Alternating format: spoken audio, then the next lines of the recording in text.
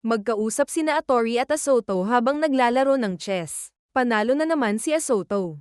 Humanga siya sa perfection ni Asoto, pero sabi ni Asoto, hindi naman siya ganoon kagaling, sinasadyang simplehan lang ang sarili. Humirit si Asoto ng pabor. Gusto raw niyang si Atori na ang maglinis ng kwarto niya, hindi kasi maayos ang pagkakaayos ng kama. Pumayag si Atori, pero hindi raw ngayon. Sa lobby, abala si Neko sa schedule. Pagdating ni Asoto, napansin niya, 3 beses na isulat ni Neko ang pangalan niya sa schedule.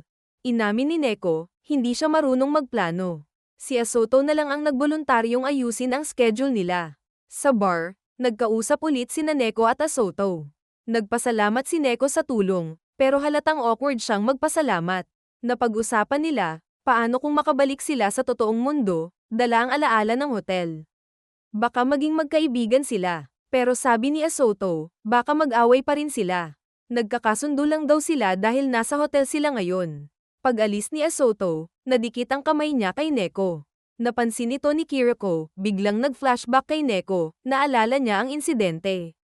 Galing siya sa concert, nang biglang may dumaan sa likod niya, sinaksak siya. Kinabukasan, ikinwento niya kay Atori ang naalala niya. Sigurado siya, may sumaksak sa kanya. Hindi lang niya alam kung sino. Si Atori man, mukhang tanggap na rin ang katotohanan, buhay man siya o hindi. Nagpaalam si Atori, lilinisin daw niya ang kwarto ni Asoto. Gusto ni Neko na siya na raw ang bahala sa kwarto ni Asoto. Pagdating sa kwarto ni Asoto, bukas ang pinto. Pagpasok ni Neko, nabigla siya, ibang-iba ang interior. May schedule na parang kinopya sa kanya, at gloves ni Atori. Nag-ikot pa siya, hanggang sa nakita niya ang isang liwanag sa aparador. Isang secret room. Pagpasok, may notebook, at doon niya nakita, listahan ng mga pinatay ni Asoto. Bumigat ang dibdib ni Neko. Binasa niya ang journal. Nagsimula sa ibon, pinukpok sa ulo. Sumunod, isang homeless person.